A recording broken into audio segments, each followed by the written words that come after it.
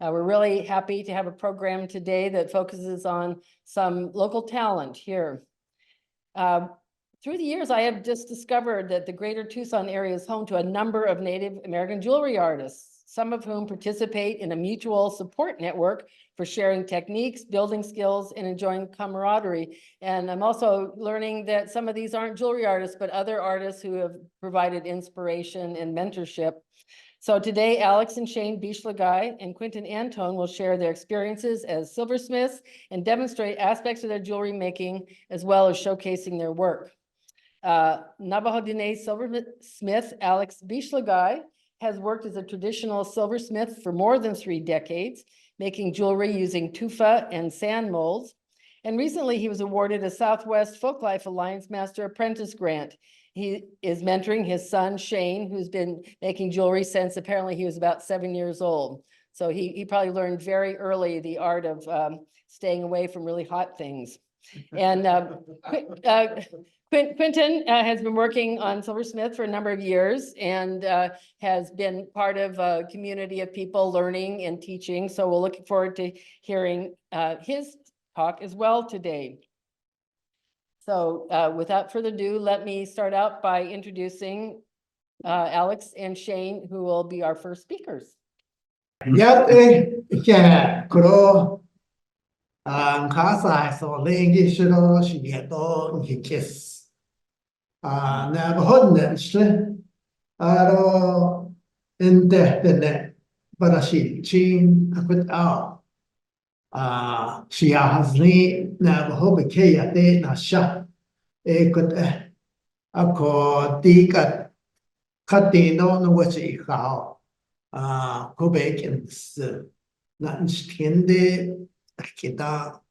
So greetings and good afternoon, and it's appropriate for me to introduce myself and Natalie as my son and I here, and our friend Quinton here to answer questions and give you some information about what we do as artisans. I grew up on a Navajo reservation in a small community called Flagaton, which means water beneath the land. That's what it means. And the community at one time was a huge community supporting supposedly anywhere from 5,000 to 10,000 Pueblo people. And the trading post was built on top of it around the early 1900s by a Norwegian painter. All right, so his name was Nils Hogner. He ended up teaching at the University of New Mexico and did a lot of children's books. So that was the start of the trading post and the community and the boarding school itself. Then the Catholic Church came. And so I grew up within those confines of that community. And I went to a public school called Ganado High School, where the famous Humboldt's trading post is at. I started doing this kind of work about 30 years ago after I walked away from working with kids. I was burned out. So I decided to do something else, and this fell into my lap because I was influenced while going to Ganado by a Hopi guy, a Hopi art teacher named Sherwood Nuntima. But he used to tell me, you got to do this, keep on going, because of your name. And I'll tell you about my name. All right. So as time progressed, I didn't do it. I went to school, got a degree in engineering, etc. Moved to Alaska, changed careers, became a teacher. And then I started this when I came back here. So art-wise, none, zero. I can't even draw. But my engineering skills helps me to draw straight lines, right? So through that, I kind of played an influence on my son's life about what I was doing artistically and also for a living. But not only did he inherit the artistic skills from me in this concept, but his mom is an art teacher at a Native American school called Sherman Indian School in Riverside, California. And she's been there for 30 years. And prior to that, She got her degree from the University of Oregon, etc. So we met up in Alaska, got married up there and came down here, got here to the hot sun, we separated. So that's my life story and I'm sticking to it. Anyway, but I grew up knowing this. And then while I was in school in Phoenix, going to school at Arizona State, I was working for the Phoenix Indian Center working with kids and as a janitor. And at the time in the 70s, there was this huge demand to make jewelry. So the feds came up with this plan. There was a lot of jewelers that came out of this and taught. They were taught like on the Hopi reservation, Navajo reservation, even the inner cities. Tucson used to have one here, but it was small as compared to Phoenix. Phoenix's art instructor, the silversmith, was a guy named Preston Mananya, who's very well known. He's gone now. And again, he told me, come on, this is your last name. This is what you need to do. So I didn't do it. So those were my two influences. I quit, and then when I started doing this, I met a gentleman named Alan Wallace, a Washoe Maidu from Sacramento area. And he taught me the start of inlay. And guess where he learned that from? Again, in the 70s. He learned that from a senator who used to be in Sacramento, Senator Ben Campbell. So Ben Campbell taught Alan Wallace, and so this is where I'm at. So it's kind of like a lineage for me. And so I always bring that up. So when people ask, those were my influences I talk about. And so this is questions I'm open to, and my name. My last name originally is Beeshligaii. In my forefather paternal side, back in the days in the 1800s, learned how to mine silver in central New Mexico. His side was the most southernmost Navajo band that were connected with the red paint people, what we call chieftain, which is a part of Chiricahua extension. So he learned how to mine from the Spanish and also other American or different European people, because at the time there was a demand. That's why the Apaches were removed, right, from all the mountains there because of the gold. So eventually he had to leave because he was followed by a group of people. He ended up in New Mexico, southern Utah, the Badlands, and some of my people were at Bosco Redondo. So when it was done and over with, my forefather came to the community where I grew up at and established. But no one in my family did silver work until I started. So that was a huge gap. So that's a part of my history, a part of my lineage, I'm telling you now. And so I've been here now in Tucson, the greater Tucson area for, I'd say since 91. So here, but I've been gone off and on. So I lived back in California for a while.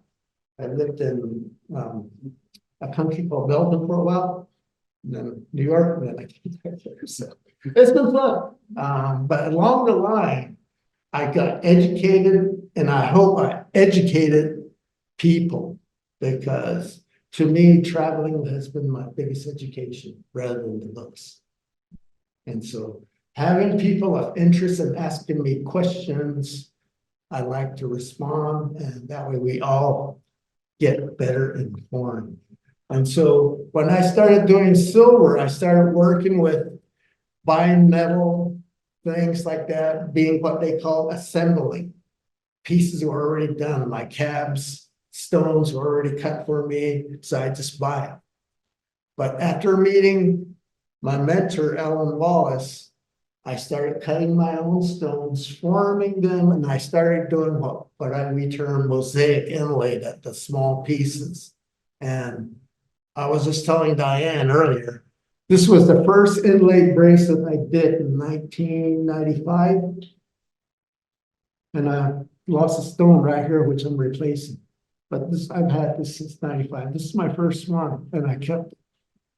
Just to look at it and to see how far I've come. And it's also the same with some of the pieces I've cast.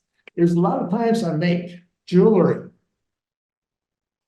This is a project I did for one of the programs here on campus. And they wanted to know what I did, how artists cope with COVID. And so my thing was to cast this, and also without using solder, to show my son how to use rivets, rivet pieces together, so just as good as soldering. And these are some of the things that I've learned, which in turn I'm passing on to him. Carving this thing called tufa, which is limestone and volcanic ash. It takes about a year for it to cure. And you dig it out of the ground. It comes in huge slabs, so we get it from back home. And there's a demand for it. When I first started this jewelry business back almost 30 years ago, there were very few carvers in tufa. But now, within the past 15 years, it seems like, boom, it's exploded. There's a lot of young artisans out there that are very good. And I always encourage them, just like I encourage these two young guys here to my right. And so I help as much as I can with young minds and all that. And so right now, I have a young woman that I'll be teaching that wants to do jewelry. So during the time, people ask me how we buy our stones, we just had the Racing Gem Show. And these are the different kinds of turquoise that we've bought, using the simple small pieces like this. And then we had bigger pieces that this is just what I brought. We use every raw material, so there's, so we know we did it came from our hands. While living in Alaska, got access to ivory, which I used in a lot of my work with, it looks good not only with turquoise, but also with ironwood. I do these tight mosaic inlay. And so whatever is available, I try to use. So, again, you've probably seen these up here. This is a concha belt that I'm working on just by using different stones and shells. And these are just the different slits I've cut over the years that I decided to bring in to show you. When we do inlay, these tight mosaic inlay, I cut it in slices, flatten them, epoxy them together, and then recut them later. And then that's the way we do our inlay. It's to go from an inlay. So we make the band, and then we inlay the stones both on the inside and also on the side.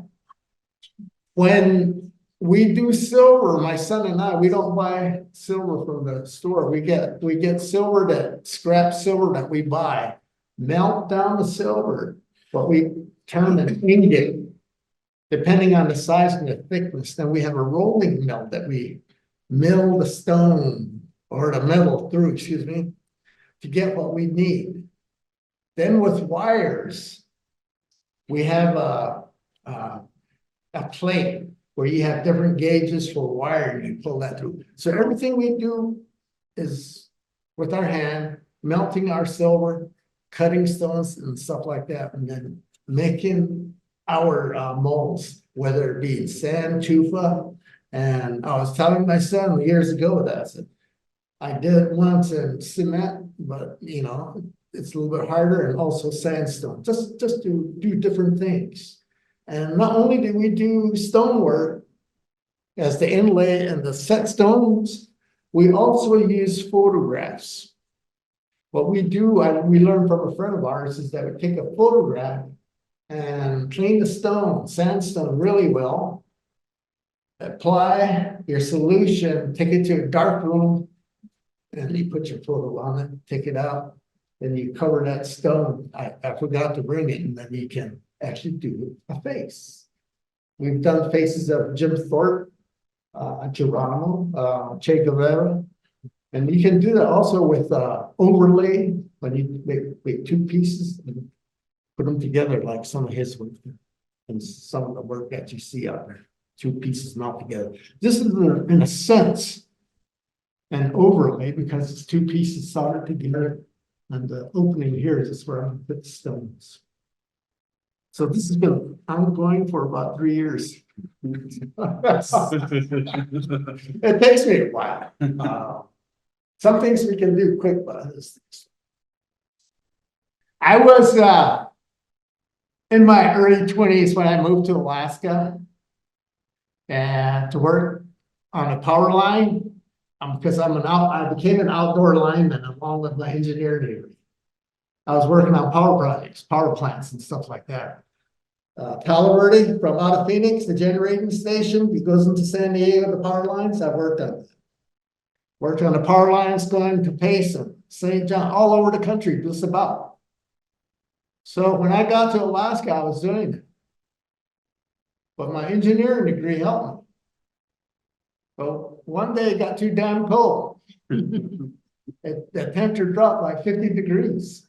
So they laid off a bunch of power people. And I said, I'm out. I ended up in Juneau, Alaska, from Fairbanks to Juneau because I have an aunt that's married to a local Schlenket there. And my younger sister was living there at the time. So in Juneau, and it snowed. I was just going to be there for 2 days. And it snowed for 10 days. I was stuck. By the time I got to the airport, too many people. So I stayed for 11 years. And I changed careers. I became an educator because I volunteered with kids, underprivileged kids, and working with kids. Growing up, I came from a single parent family. And so my role to these kids was a mentor, as a brother, as a friend, kind of like an uncle, a dad at times.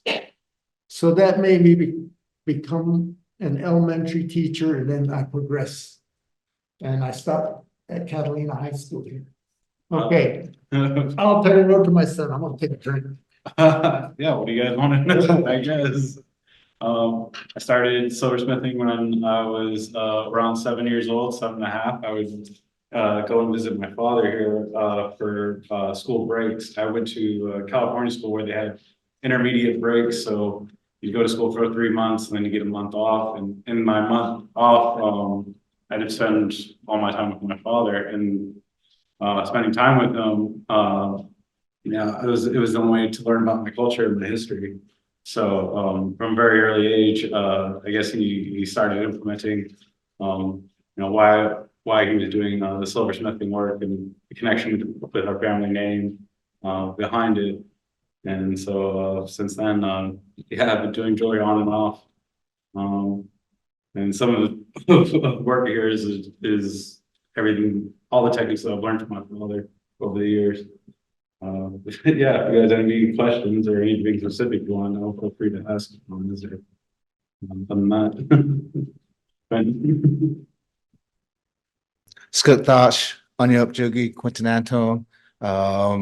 Just want to first thank, Diane and the Arizona State Museum and everybody from the doorway all the way out to the doorway. Thank you guys. And then outside this doorway in the 4 directions, all my relatives, thank you. Thank you for attending if you're online. Okay, so like I said, my name's Quinton Antone, and I'm here on behalf of Arizona State Museum. So thank you again. So before, I just want to go through an agenda on how my presentation is going to be. So I just wanted to give a personal introduction of who I am, where I come from, my mentors that I kind of picked up some techniques and skills, and then close it out with the video demonstration.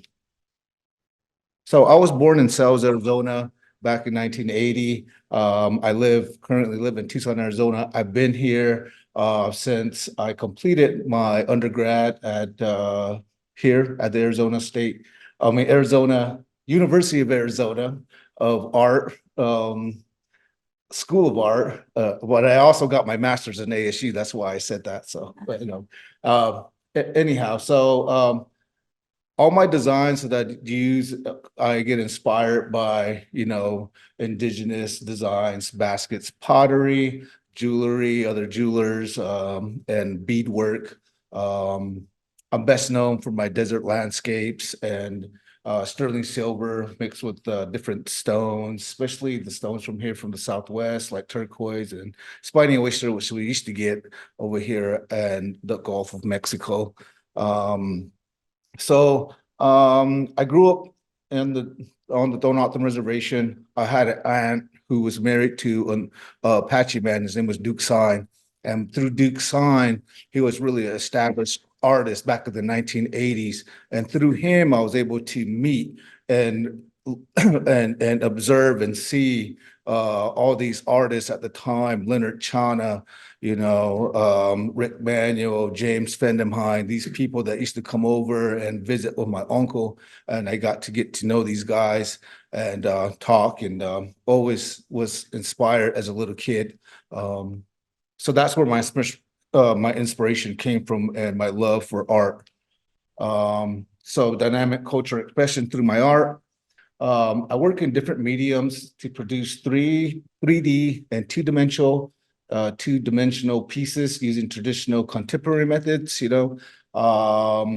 What Alex was saying, I do a lot of the overlay and different techniques, and then also I am constantly experimenting with new different material. I try to transform my spiritual, cultural elements into my designs, into circular works of art. And I like to play with the tension between developing unique individual style and embracing my Tohono O'odham traditional symbols, as well as my Kiowa symbols, and then also designs that I get inspired by, and materials also used by my ancestors, such as the Hohokam, who used a lot of shell and a lot of turquoise.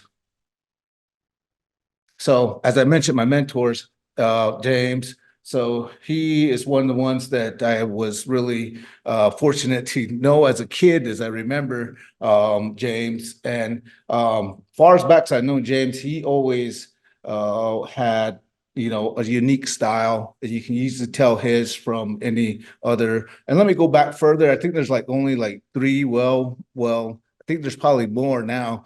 But at the time, there was only two well-known silversmiths, and that's James. James is one of them. And you can tell James's work by his horses or his stars he likes to do. He likes to call desert law. Also, he likes to do churches and stuff for the Catholic influences that they have on our Tohono O'odham nation. Rick is another one that kind of took me under his wing and kind of gave me the honor to use the cactus motif, the desert scene. Before that, I was just kind of creating different designs until I kind of asked him to get permission, because from my knowledge, he was the first one that I knew that started using that cactus motif. And so he granted me that permission to use it. You can tell Rick's designs by how clean cut he really pays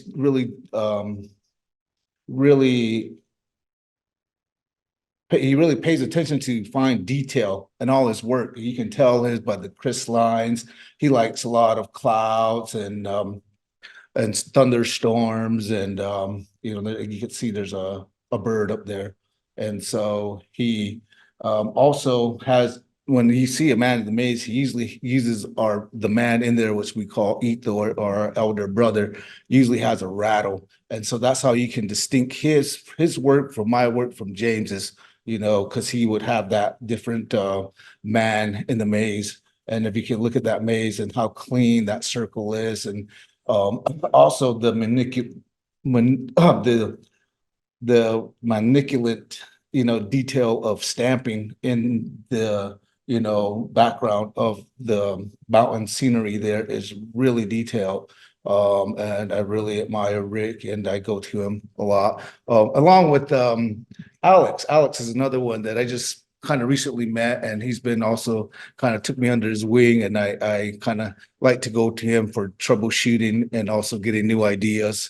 So my technique usually is I use sheet metal, which hopefully at some point, I think Alex is always encouraging me to start melting my own silver or making my own ingot, sheet metal out of ingot. And the technique that we use, myself, Rick, and James, is the overlay technique, which is a sheet metal over another sheet metal with a design cut out over a sheet metal. And then I do a lot of bezel setting, different stones. I like to make my own beads with, you know, disc of cutout disc, chain links, doming, stamping, shaping, and informing. I like to use a lot of wire, different wire. So you see that a lot of my work. I use a lot of different type of wire around, half round, triangle, and square, and then dies, which is basically like a mold that you put a, you know, a piece of metal in and hammer it, or however, and embossing. So here's a piece that I did with the cactus motif again. And I also like to do a lot of fancy wire. So that's what you have in between each turquoise. And then also the starburst that you see on the corners of that, that's also comes from a die, which I hammered into shape to make that mold. It's like a mold. Here's an overlay that I did. I like to also include different beads as well. So this is Italian coral beads that I picked up, you know, at the gym show. I'm not that, you know, good at making, you know, out of stone yet. So here's another piece. I like to try to trying to step out the box and try to do a little bit of different things. And to me, I always want to try to do a basket, you know, and that's something that I've been trying to work on more. And here's a basket design with Kingman turquoise, and then also the desert scenery on the sides. Here's a design that I got from the Hohokam pottery, and that's also Mojave turquoise, which is not a really, it's a turquoise, but it's dyed that color, purple, and then it has some turquoise color in there. I really like it. It's really beautiful. Bumblebee jasper.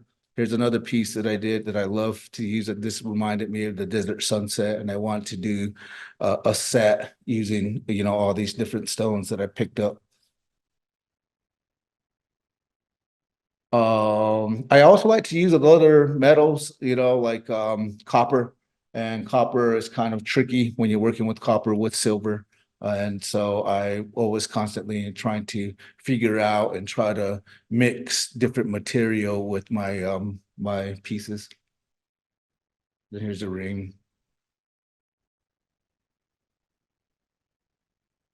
And yeah, another ring. And this is another piece of Mojave turquoise. And here's a three strand turquoise necklace with two desert scenes on the side. And so I'm gonna go ahead and start my video. So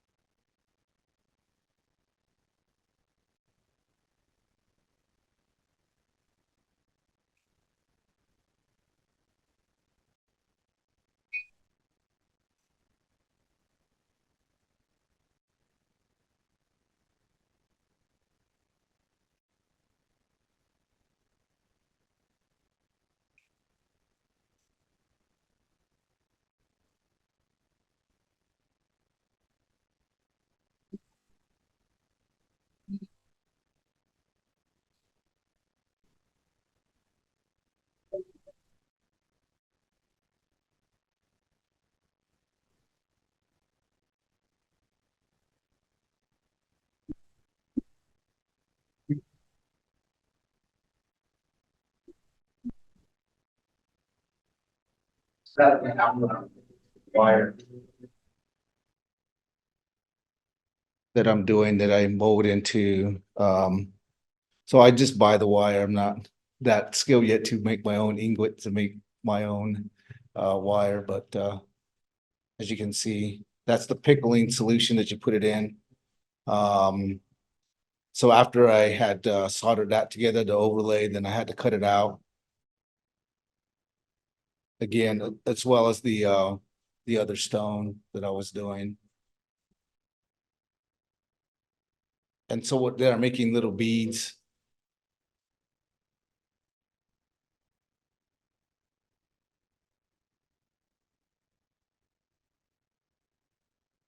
And that's the stamp die I was talking about to form the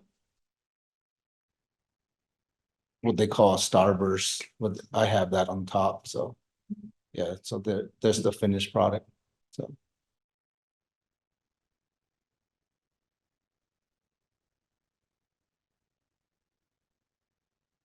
You talked about being the son, and at 7 years old, you learned how to do silversmithing. Yeah.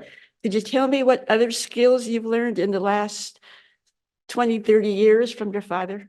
Besides silversmithing, I've also learned how to do a little bit of mess around with wood carving. He mainly taught me how to do everything from sand cast molding to tuba cast molding. All the techniques were either jewelry, a little bit of beadwork from when he used to do beadwork with my mom back in the day. And I've also done loom pieces as well, but I haven't done that in a while. Been many years since I've touched beadwork.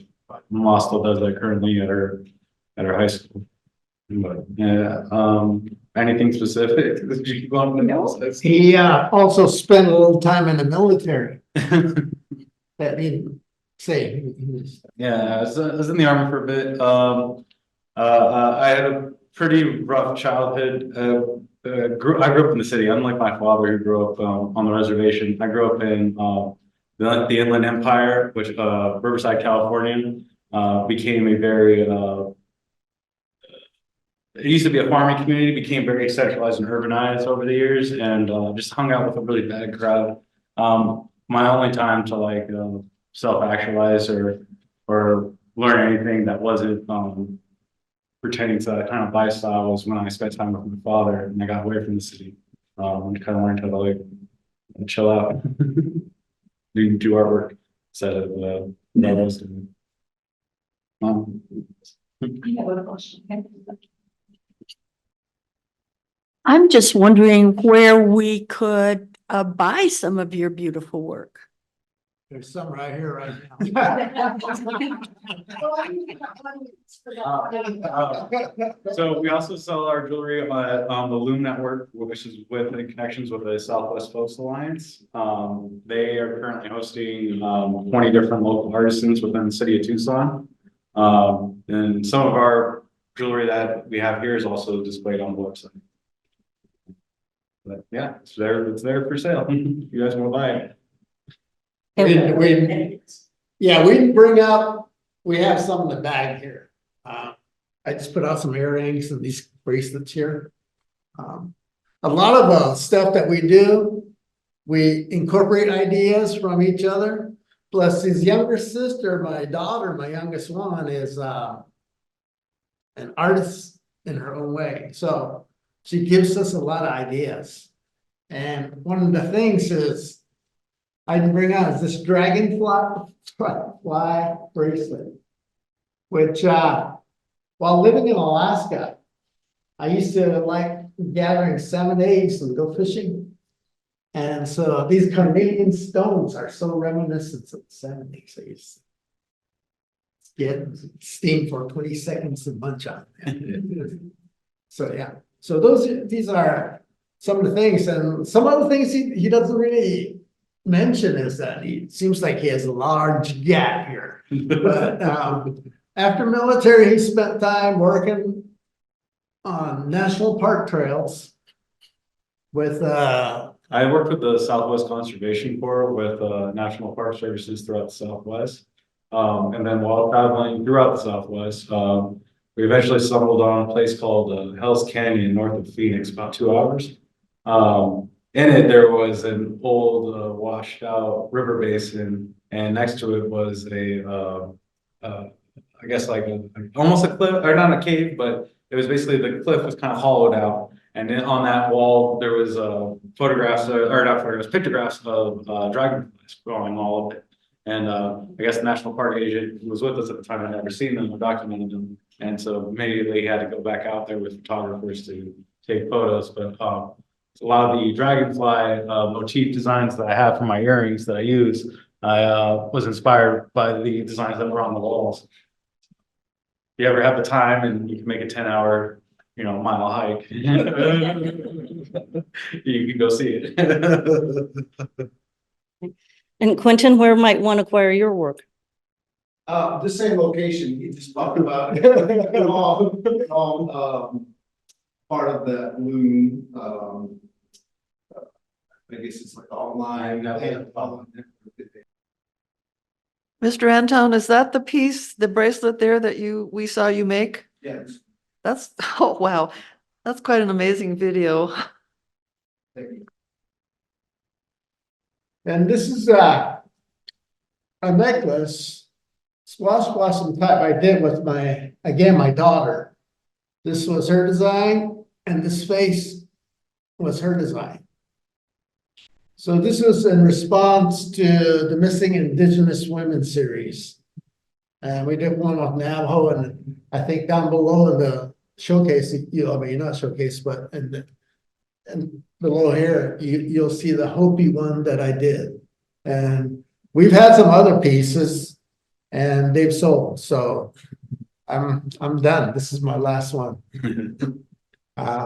It's a lot. It takes you have to think about it a lot, because as Indigenous people growing up, I've seen a lot of craziness that took place. And so when Missing Indigenous Women came up, my daughter knew as a sophomore, she started partaking in certain things. And so her idea became a focal point and art piece, not only for the women of the Southwest, but also women from where I was at in Alaska. The Tlingit women, the Tlingit people who took me in to hide as the Shimshians. Not only that, but the interior people. And being up there for 11 years, I got to travel the state. Thank you for BIA during the jobs in summertime. Because without BIA, I wouldn't have been able to fly out because it costs money. So again, that's where my engineering degree came in. And I did what they call utilidor systems for utility systems and the frozen tundra. So again, that's the series that we did. Can you show us your hallmark? My hallmark is I'll see. You check. Oh, the hallmark. Yeah. Let's see this one here. Okay, It's zooming it's in. right here. It says AB. And there's 4 dots all around the 4 directions. Very good. Okay. Shane, do you have a different? Yeah, one? several pieces. Oh, well, mainly my rings. So currently I've been working on a series of inlaid rings, copying my dad's micro inlay pattern. And so it takes about 30 hours to do each ring, but I inlay the sides as well. This is actually in reference to like the first project I've ever done with my father when I started when I was 7. Originally I was impressed by the inlay of his shell rings or his shell bracelets, but he also inlays the sides of them. He hasn't done that in a while, but because of that, I really wanted to make a ring. He said it was going to be very difficult to do, and we managed to do it. And for 20 plus years, that was the only ring I had ever managed to do in this style. Nowadays, with modern technology and 3D printers, I've managed to push some of the limits of silversmithing. And with techniques of tufa molding and sandcast molding, it can also be combined. So it's just helping us push it further into the future. Excuse me, one of the things we were talking about was, I'll let the audience touch this, tufa bowl. And out of this tufa bowl came bracelets. And these bracelets, these file marks on these bracelets have meaning. And here's another one that's a stream, but what it meant is that, well, back years ago, there was a person, Dr. Ferg, Alan Ferg, was doing traveling in New Mexico, and I think he went to the Battle of Imperial Peak, where Victorio had it out with the U.S. Cavalry, African-American Buffalo soldiers, and like 100 Navajo scouts and 150 White Mountain scouts against, what, 20 people.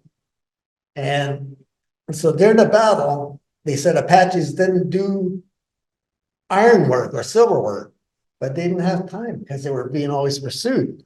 But they happened to find a bracelet like this that was broken. And out of that broken piece, this type of style got revived because of Mr. Ferg, Dr. Ferg. And that's some of the stuff that we do out of this tufa mold. And it's the same when you see these huge bracelets with these Navajos or Pueblos called keto, bow guards. And these are how they're formed. So anyway, here it is. Check it out. Quinton, can you show us your hallmark and some of your pieces? Yeah, sure. So, I don't know if you can see my hallmark there. It's, I don't know, but it says EQ. So EQ, so E stands for Emma, who was my late partner, who I lost and encouraged me to, pursue this silversmithing, and she lost her battle with cancer back in 2020. So anyhow, in memory of her, I used that. And here's a necklace that I did with lapis and spiny oyster, but also it has desert scenery with copper. And so that's one of the pieces that I like. Here's another piece, this one's kind of representative of the Kiowa. We really honor the buffalo, and so this is the buffalo piece that I've done. And also, I incorporated some turquoise in there, which is the Keenan turquoise.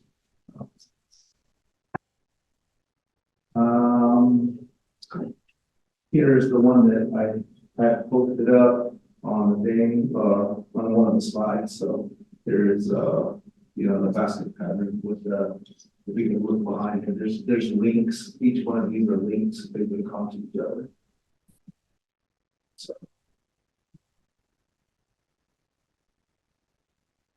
And a question from someone on Zoom for you. They were asking, would you encourage people who are interested in learning silversmithing to actually go to school like you did?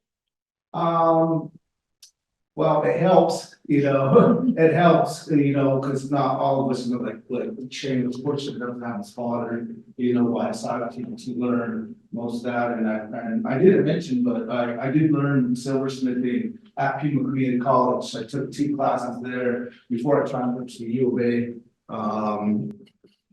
So the U of A does not have what they call a small metals workshop. So they don't have that here. And so I had to pursue my focus in 3D. So that was my emphasis here while I was at the U of A. I have another piece here. This is a hand symbol from what my uncle tells me. It symbolizes family, back when they used to have horses, they put a handprint on the horse, and that represented the family there that the horse, was part of, and so that's where I got that hand. Here's some other pieces that I incorporated, not really, around, it was more like a Navajo style, but I actually added some cactus in there, and I really love the concho. And so I always am trying to find different ways to use the concho. So, but yeah, so it's pretty much what I have. Any other questions?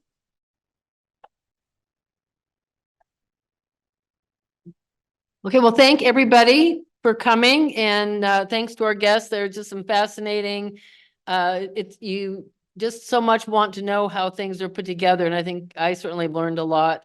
I do want to say that we have some of Alex's, including one of the missing and murdered Indigenous necklaces that he and his daughter made on exhibit in our exhibit Ancient Modern, that's going to be up for a few more months. So if you haven't had a chance to come look at it, definitely come on down. But thanks a lot, and we'll look forward to seeing you next month.